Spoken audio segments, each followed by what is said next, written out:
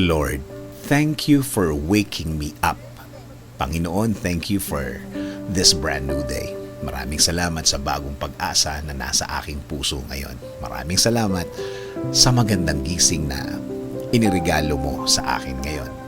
Salamat sa bagong araw na ibinigay mo sa akin ngayon. Alam kong mararamdaman ko na naman ang iyong guidance sa aking buhay. Maraming salamat sa mga instructions na natanggap ko sa aking puso. Alam ko na laging ang puso ko ang lagi mong kinakausap. Kilala mo ako, Lord. Alam mo kung ano ang laman ng aking puso at isipan. Hiling ko po sa inyo na lagi niyo po itong lagyan ng magagandang bagay para sa isang tahimik na araw.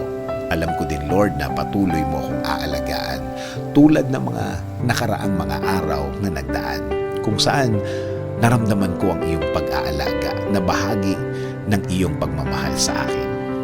Salamat din, Lord, dahil babantayan at bibigyan mo ng pag-aalaga at proteksyon ang lahat ng miyembro ng aking pamilya sa lahat ng oras at sa lahat ng araw. Oo, may mga problema din akong mararanasan, pero sa blessings niyo pa rin ako magfo-focus hanggang sa matapos ang aking araw ngayon. Tulad kahapon at noong mga nakaraang mga araw, I know that you will provide for me.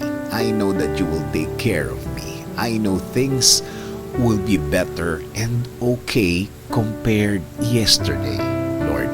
Alam ko din na ang dala ng bagong araw na ito ay bagong pag-asa, bagong pagpapala, bagong mga opportunities, right people, that you will put in my way so they can be a good influence in my life. Salamat din, Lord, sa mga bagong bagay na aking matututunan sa araw na ito. Alam kong patuloy mo akong bibigyan ng mga bagay at aral na makakatulong sa aking pagkatao. Kaya, Lord, thank you sa magandang plano mo para sa akin, para sa aking buhay at buhay ng aking pamilya. Alam ko na ang plano mo ay mas mabuti at mas maganda sa aking plano. Ini-offer ko po sa inyo ang buong araw ko. Bigyan niyo po ito ng blessings. Bigyan niyo po ako ng bagong wisdom. Bigyan niyo po ako ng bagong kaalaman para sa ikabubuti ng aking buhay. In Jesus' name we pray.